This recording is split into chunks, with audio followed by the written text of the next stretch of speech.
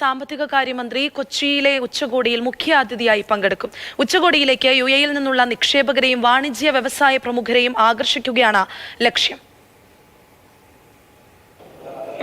അടുത്ത മാസം 21-22 ദിവസങ്ങളിലായി കൊച്ചിയിൽ നടക്കുന്ന കേരള ഇൻവെസ്റ്റ്മെന്റ് സമ്മിറ്റിൽ അതിന്റെ വിശദാംശങ്ങളൊക്കെയാണ് മന്ത്രി ഇവിടെ പ്രധാനമായും വിശദീകരിച്ചത്. മാത്രമല്ല, ഇതിന്റെ ഭാഗമായിട്ടുള്ള സമ്മിറ്റിന്റെ ഭാഗമായിട്ടുള്ള വിദേശത്തെ അവസാനത്തെ റോഡ് ഷോ ആയിരുന്നു ദുബായിൽ നടന്നത്. കഴിഞ്ഞ 2 ദിവസങ്ങളിലായി വ്യവസായ മന്ത്രി P. രാജീവും അതോടൊപ്പം തന്നെ വ്യവസായ വകുപ്പ് സെക്രട്ടറി അടക്കമുള്ള സംഘം UAE-യിലുണ്ട്. അബുദാബിയിലും ദുബായിലും ഷാർജയിലുമായി മന്ത്രിമാരും അതോടൊപ്പം തന്നെ വിവിധ ചേംബർ ഓഫ് കൊമേഴ്സ് പ്രതിനിധികളുമായി സംഘം ചർച്ച നടത്തി. അതിൻ്റെ വിശദാംശങ്ങൾ അദ്ദേഹം വിശദീകരിക്കുകയും ചെയ്തു. ഏറ്റവും പ്രധാനമായി UAE-യുടെ സാമ്പത്തിക കാര്യ മന്ത്രി അബ്ദുള്ള ബിൻ തൗഖ് അൽമറി ഈ ഉച്ചകോടിയിൽ മുഖ്യാതിഥിയായി പങ്കെടുക്കുമെന്ന് അദ്ദേഹം വിശദീകരിച്ചു. UAE-യിൽ നിന്നുമുള്ള പ്രത്യേക പ്രതിനിധി സംഘവും ഈ 2 ദിവസത്തെ ഉച്ചകോടിയിൽ പങ്കെടുക്കും.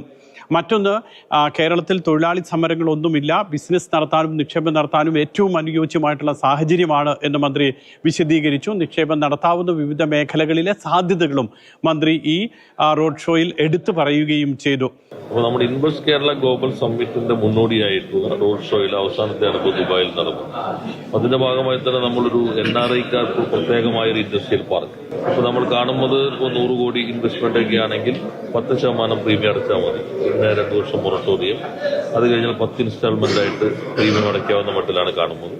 അതോടൊപ്പം തന്നെ 50 കോടിക്കും 100 കോടിക്കും ഇടയിലാണെങ്കിൽ 20% പ്രീമിയം ആദ്യം അടയ്ക്കുക, പിന്നെ 2 വർഷം മൊറട്ടോറിയം, പിന്നെ 5 ഇൻസ്റ്റാൾമെന്റ്. അത് താഴെയുള്ളതാണെങ്കിൽ 20% തന്നെ മൊറട്ടോറിയം ഇല്ലാതെ 5 വർഷത്തേത് എന്ന രീതിയിലാണ് ഇപ്പോൾ ഞങ്ങൾ പ്ലാൻ ചെയ്തിട്ടുള്ളത്.